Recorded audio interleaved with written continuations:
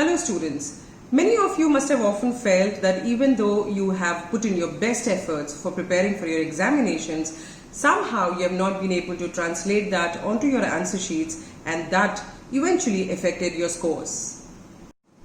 Hello, my name is Ms. Priyalanka and I teach business studies, and today I am going to help you understand the techniques of presentation which will help you score better marks.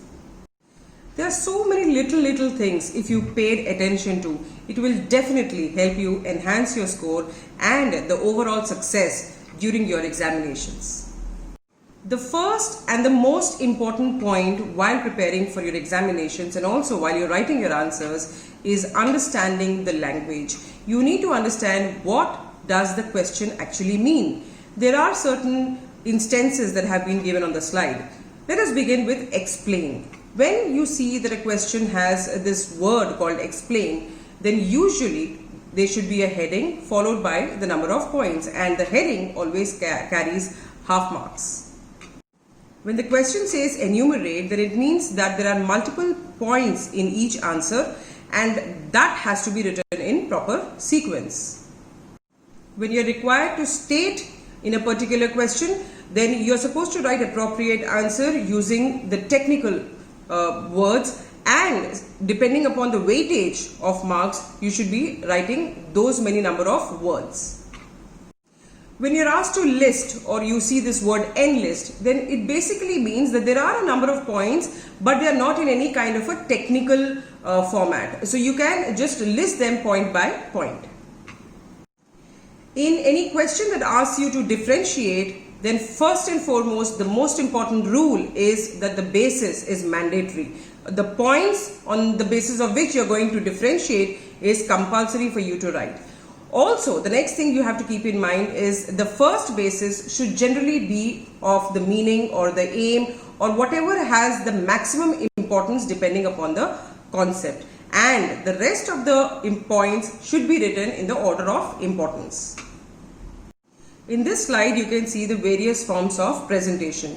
The first one is explain, where there is an introduction, there are headings, subheadings, and the bullet points for the rest of the answer. The second one you can see is enumerate. You can see that the points are given in stepwise process. And the third one is state, where you have to use appropriate language and the number of words that you're using should be with respect to the weightage of the marks. Whenever there is a theory-based subject, then a graphical representation in the form of a diagram or any kind of a mind map will always add value to the answers that you have written. If you can see the slide, you will see in the state that was given in the question, the child has given a graphical representation of the points that he or she wanted to describe. The next thing you can see is an example of differentiate. If you can see, the basis is written and the first point is the main focus, and followed by means and the objective. So basically you have to write in the order of importance. In subjects like business studies, you often come across questions which have case studies. Now these case studies have a lot of weightage as far as the question paper is concerned, and there is a proper way in which you can probably crack these case studies because most of them are dependent upon your understanding of the question. First and foremost, you should read the questions that have been asked before you attempt to read the case. That is very important so that it is a focused kind of a reading when you are going through the entire case. The next thing is, while you are reading the case, you should underline the key points. Most of them have the answers in those key points that you have underlined. Do not make errors in interpreting what the question is. Is it why? Is it how? Is it what? And in case you are having some kind of an ambiguity, you know, as far as the board examination is concerned, there is a regional language which is also given along with the English medium paper. So you can just quickly cross-check what exactly the question is asking in order to remove any kind of confusion. Many students who are often preparing for the board examinations, they always ask this one very important question: what are the reference books that they should go through? Let me begin by saying that always stick to the NCERT textbook if you are following CBSE board pattern. It is very important that you always follow and you always refer to NCERT, and beyond that probably you can look at other reference books.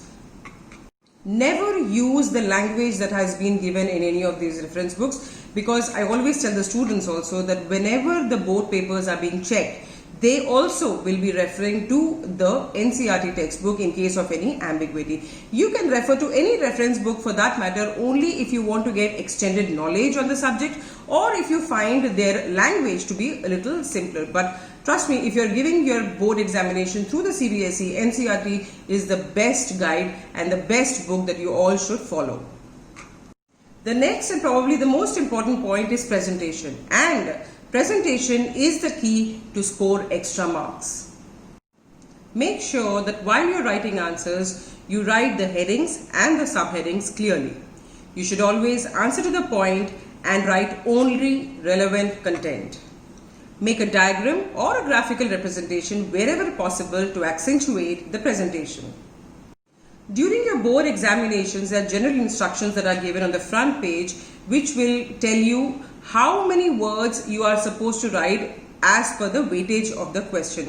So try as much as possible to stick to that word limit. Do not write extra and unnecessary answers because it will just add on to your time. Underline the key points, and if there is any mistake, do not keep on cutting on it. Just one cut will suffice and that will look neat and clean. Do not use whiteners or any other correction material. Your answer sheet should be neat and it should give a good first impression to the viewer. Not more than 7 to 8 words should be in a line depending upon the average size of the handwriting. Leave proper space in between the paragraphs. Do not use incorrect or uncommon abbreviations, because probably you might know what the meaning is, but the person who is checking your answer sheet might not. All the questions pertaining to one particular section should be written together preferably, and make sure that you are copying the correct question number. Use simple language, write in short sentences and avoid long paragraphs. Whenever the answer has to be explained, try to use bullet points rather than writing long paragraphs. And of course, the final and the most important point is time management. Without proper time management, you will never be able to complete your paper on time. So make sure that you are allocating or distributing proper time to the proper sections. Let us now look into the project work, which is probably now important for almost all the subjects. First and foremost, the project related visits, if you have, make sure that you are doing it personally. Do not copy content from any unauthorized sources like any unauthorized website or any other personal friend or relative that you have. Do not copy the content. If you are doing it yourself, definitely you will be able to understand what exactly it contains. Be fair and authentic in writing the project report. The topics that you choose for your project work should be practical and accessible. And finally, try to correlate the theory with the practical work. Finally, I would like to say that every child has the capacity to excel. It is only if you keep all these small things in mind, definitely you will score better and probably you will be making yourself and your family members proud. All the best for all the examinations and all your future endeavors. Thank you.